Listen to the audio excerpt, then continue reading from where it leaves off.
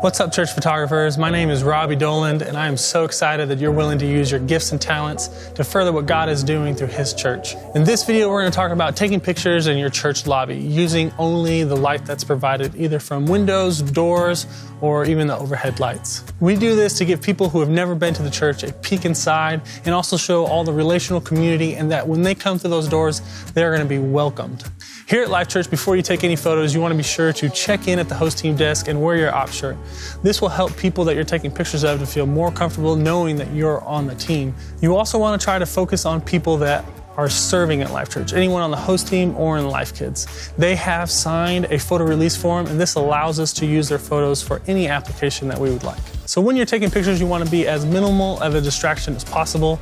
I would recommend wearing as much black so that you can kind of blend into the shadows. You'll also want to be sure that when you're taking pictures, if you sense that there's someone that doesn't really want their photo taken, feel free to approach them and ask them if it's okay. If you see a moment happening and it looks a little intimate, you can also take that picture, but then go back later on and make sure that they were okay with the photo that you took. You can even show them on the back of the camera to make sure that they feel comfortable. When you're taking pictures at the church, you are representing the church. You want to make sure that you make everyone feel comfortable and you respect everyone that you're pointing your camera at. It can be quite intimidating to take a huge lens and point it at someone. So feel free to walk up and talk to them. And remember, you never want to get in the way of what God might be doing through their life. We want to focus on relational community. What that means is showing people praying together, laughing together, having fun, or serving each other, or even just greeting each other. What that also means, though, is what we don't want to show is people with their arms around each other, smiling straight at the camera. It won't really show what's happening at the church. The first thing you want to do when walking into the lobby is assess the lighting. See where the windows are, where is the light coming from, how's the overhead light, and then you want to position yourself to be able to shoot away from the light. That way the light is falling on the face of the subject that you want to photograph. You don't want to shoot into the light, as it'll be all blown out and your subject won't look as well as they could look in different lighting. One of the best places I have found to stand is next to the doors where most of the attenders are coming in, and then focus on the greeter as they walk in and wait for the moment where they shake hands. You can get a lot of light on the person that's greeting them and some big smiles within that moment. And you're also not distracting the attender who hasn't seen you quite yet as they've walked through the doors and you are on the side of it. Here's an example of what it looks like to shoot into the light. You can see the background's all blown out and the light's shining through her hair, and it's just not a very flattering photo. So what you want to do in that case is you can just move over to the side and get much better lighting falling on your subject. So now that we got the photos from the lobby, I'm going to walk you through culling them down, which just means picking which ones you want to use, and editing process. So this right here is Bridge, and I've already loaded them into here.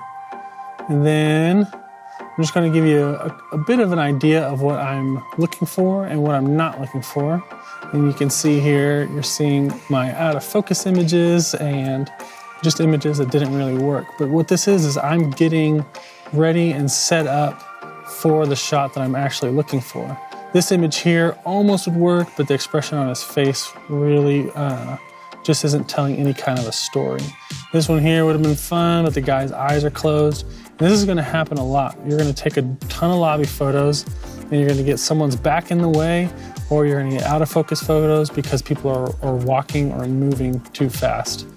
And so you just need to keep at it, be patient, and find the people that are constantly giving good smiles and saying hi to others. This guy is one of my favorite people. And you can see how he was saying hi to tons of people here. And then he started talking to this one man in particular. And we ended up getting this photo that I really like, which is this one right here. You can see that there's a little bit of branding from our church here with the shirt and the signage in the background. And then you have the attender talking with the volunteer and having a good time doing it. So this is actually one that we're going to choose and edit. And I actually picked out a few other ones here that worked out well. Here's one of those other ones that weren't working, and I ended up getting a good shot of her. And I actually got this one as well. So now we're going to drag these into Lightroom. So now that we have these photos loaded into Lightroom, you can see here's the image that I wanted to go ahead and edit. And so no little trick there, just hitting the auto, seeing kind of what it does for me. and then taking that back down. You can see it brought down the highlights, slightly raised exposure, took up some of the shadows, brightened the whites, and barely reduced the blacks. Next thing I'm going to do is just bring up a little bit of vibrance here. And this is according to how I have my camera set. So you might not need to do this. So then from here, I'm actually going to bring in a little bit of this vignetting. And when I say a little bit, I mean a little bit. As soon as I figured out how to use vignette, I used to overuse it. So now I really won't go past 7. But you can see it barely giving in just a little more focus into the subject there. So we'll put that there. And then our church has a lot of red. So I'm actually going to take that and boost the red that's in his shirt. And make it just slightly brighter. There we go. So it's really just the small things. The other thing is I feel like there's a lot of focus on the lower third of this image. So what I'm going to do to fix that is use this tool here, which is the gradient tool on darken, and I'll pull it in and you can see it was up top. So now I'm going to switch it down to the bottom. I'm going to pull it out so to make that fade real go. There we go. And now you can see the area that that's affecting. And then within there, I can move things. I can make it even darker, or I can reduce the highlights. So now, if I go to the before and after, there's the image that I took straight out of camera, and then there's our edited image that's ready to be posted on social media.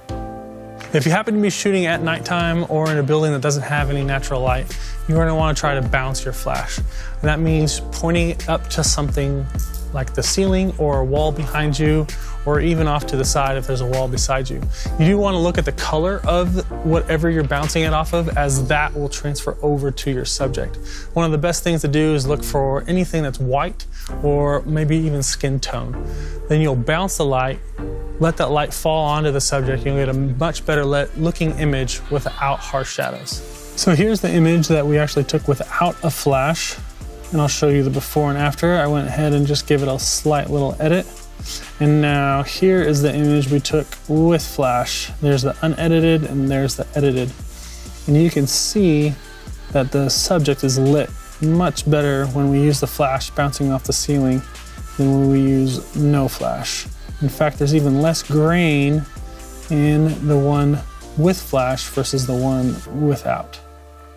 As a general rule, I try not to use the flash as much as possible, but there's always going to be a situation where you're going to need more light. And it's the same thing with when you're raising the ISO. It's something that you have to do to capture the moment. The last thing I want to talk about on the editing side of things was how to remove something from one of the photos. One of the things that we have on all of our volunteers is a badge with a name. And we want to make sure that we protect those people and that we're not posting out to tons of people of the full name of any individual that we take a picture of. So this is how you do that. So this is the image we're going to use here. This is actually one of our staff members, and he's ministering at our youth event that we have on Wednesday nights. And so here's his full name, and I'm just going to use this tool right here, which is the brush, and it has a clone capability as well as heal. And we're going to use the heal brush. So right here, I'm going to take my brush a little bit slower, and I'm just going to paint over his name right there. And then we'll take this, move it to this little section here, and you can see that we've already moved quite a bit of it away. And so then you can see right here we have just a little bit left, so we can make our brush pretty small there and repaint in this area and eliminate any of those other really small areas, and then pull it back up here into the white, and now we have a nice clean no name on the name badge.